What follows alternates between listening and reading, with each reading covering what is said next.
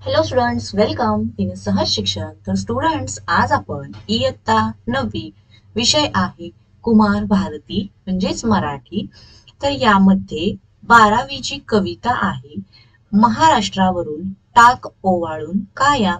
या कवितेचा आपण आज संपूर्ण स्वाध्याय बघणार आहोत. तर चला, तुम्ही चॅनलवरती नवीन असाल तर चॅनलला पटकन सबस्क्राईब करून खाली जो बेल आयकॉन दिला आहे याच्यावरती बटन प्रेस करा. सो तुम्हाला तुमच्या इयत्तेशी रिलेटेड जे व्हिडिओज जेव्हा अपलोड करेन तेव्हा त्याचे नोटिफिकेशन मिळेल. स्वाध्यायामधील प्रश्न पहिला, वैशिष्ट्ये लिहा.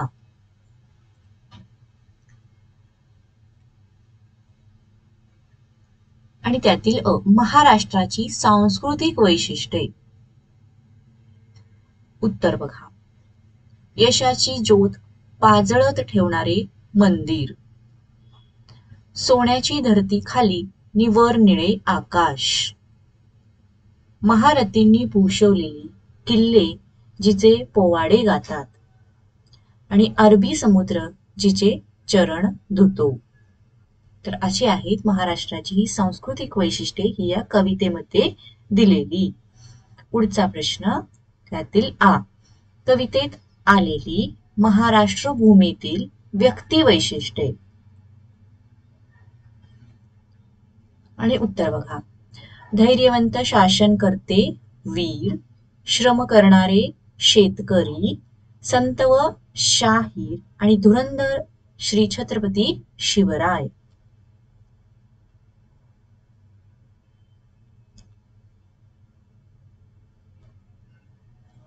पुढचा दुसरा प्रश्न आहे असत्य विधान ओळखा.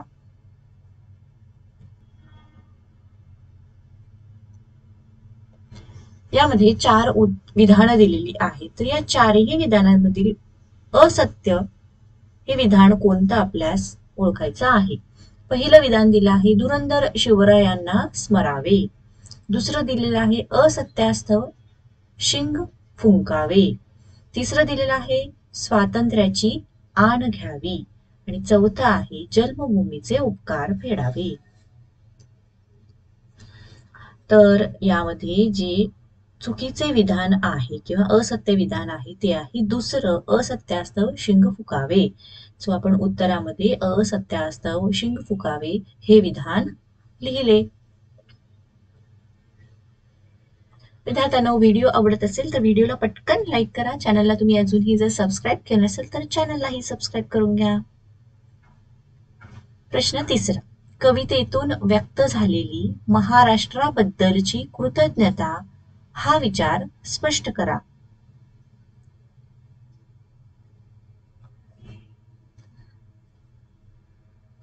तर चला आपण याचं बघूयात उत्तर. महाराष्ट्र हे मंदिर आहे, त्याच्या पुढ्यात यशाची ज्योत पाजळते.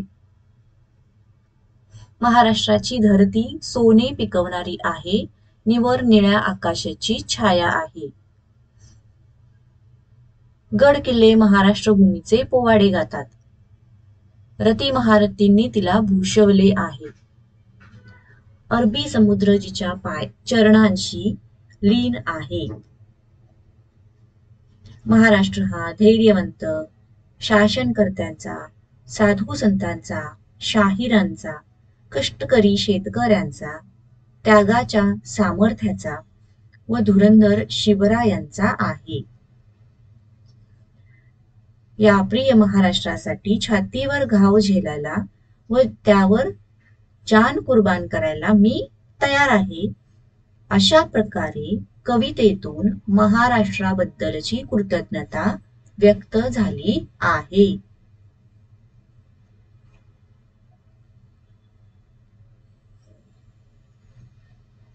पुढचा प्रश्न आहे चौथा, महाराष्ट्राची बलस्थाने तुमच्या शब्दात लिहा.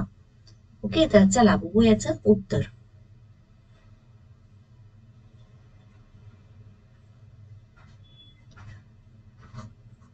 या महाराष्ट्र रूपी मंदिरात यशाची ज्योती अखंड पाजळते आहे. नील अंबराच्या छायेखाली म्हणजे निळ्या आकाशाच्या खाली महाराष्ट्र ही सोने पिकवणारी धरती आहे. हिच्या कर्तृत्वाचे पोवाडे गड किल्ले गातात. महारथी शूर पराक्रमी योद्ध्यांनी या भूमीला वैभव प्राप्त करून दिले आहे.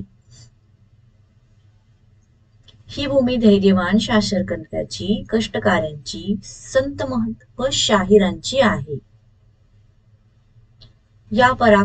येथे पराक्रमाला त्यागाचे अस्तर आहे. अरबी समुद्र महाराष्ट्र भूमीच्या चरणांशी लीन आहे. स्वातंत्र्याचे रणशिंग फुंकून महाराष्ट्राची मान ताठ ठेवणाऱ्या श्री छत्रपती शिवरायांच्या प्रेरणेने उज्ज्वल झालेला हा महाराष्ट्र आहे आणि ही आहेत महाराष्ट्राची बलस्थाने.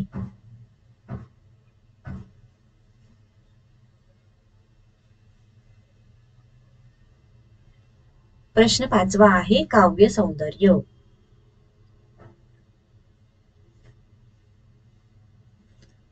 आणि त्यातील प्रश्न अ. धर ध्वजा करी ऐक्याची मनीषा जी महाराष्ट्राची. या काव्य पंक्तीतील विचार सौंदर्य लिहा. आणि बघूयात उत्तर. मुंबईसह संयुक्त महाराष्ट्राची चळवळ सुरू झाली तेव्हा त्याला काही जणांनी विरोध दर्शवला. खूप साधक बाधक चर्चा झाली, परंतु मराठी मनाने संयुक्त महाराष्ट्र साकार करण्याचा ध्यास घेतला होता. निष्ठेने हे कार्य मराठी माणसे करीत होती. त्यांच्या एकजुटीत फूट पडू नये म्हणून शाहीर म्हणतात की ऐक्याचा हा झेंडा हातात घ्या, अशीच अवघ्या महाराष्ट्राची मनोकामना आहे, ती पूर्ण करण्यास कटिबद्ध होऊया. तर वरती ही जी काव्य पंक्ती दिलेली आहे, धर ध्वजा करी ऐक्याची मनीषा जी महाराष्ट्राची, याचा हा अर्थ असा होतो.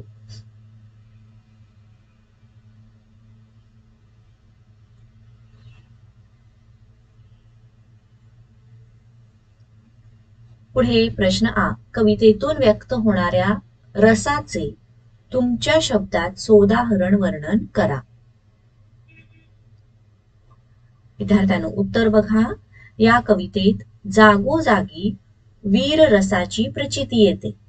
मराठी मन आंदोलनासाठी जागृत करण्याकरिता कवींनी वीर रसाचा मुक्त वापर केला आहे.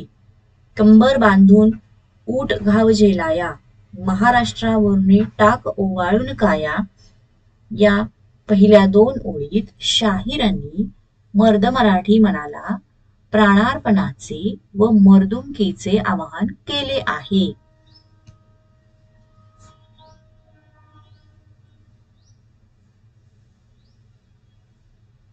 शिवरायांच्या कर्तृत्वाची ग्वाही दिली आहे.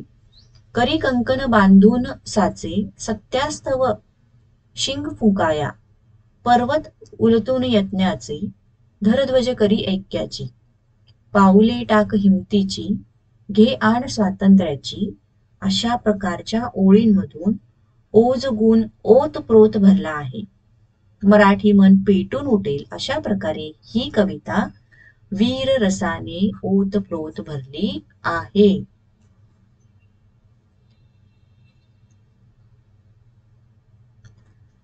आणि आता पुढचा प्रश्न 6वा अभिव्यक्ती.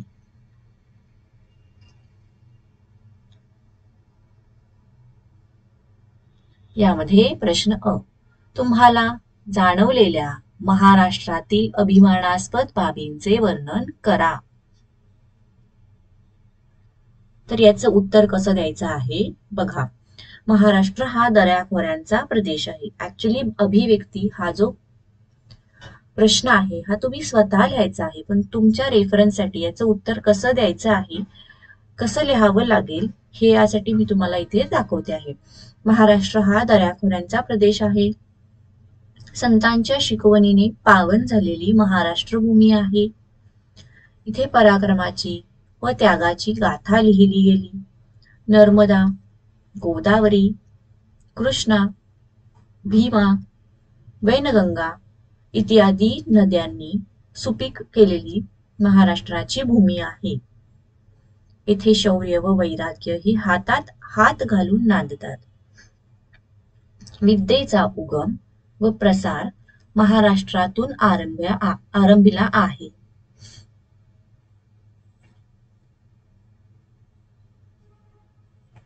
भारताची सांस्कृतिक व ऐतिहासिक जडणघडण महाराष्ट्राने केली.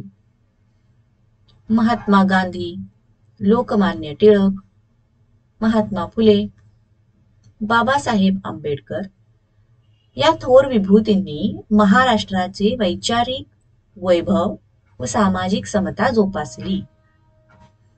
औद्योगिक क्रांती व सामाजिक क्रांतीचे महाराष्ट्र हे माहेरघर आहे. सत्य, शिव, सुंदर या मूल्यत्रयींची जपणूक करणे हे महाराष्ट्राचे ब्रीद आहे. बघा विद्यार्थ्यांनो, आपण या प्रश्नाचं उत्तर हे अशा पद्धतीने केलेलं आहे की या उत्तरातून आपल्याला महाराष्ट्रातील अभिमानास्पद बाबींचे वर्णन हे आपण केलं आहे. तर विद्यार्थ्यांनो, याच प्रश्नाबरोबर हा स्वाध्याय आपला संपला आहे. तुम्हाला व्हिडिओ आवडला असेल तर व्हिडिओला पटकन लाईक करा, चॅनलला सबस्क्राईब करा आणि असेच स्वाध्यायाचे इतर कुठल्या विषयाचा तुम्हाला व्हिडिओ हवा असल्यास कमेंट बॉक्समध्ये कमेंट करून नक्कीच कळवा. थँक्यू.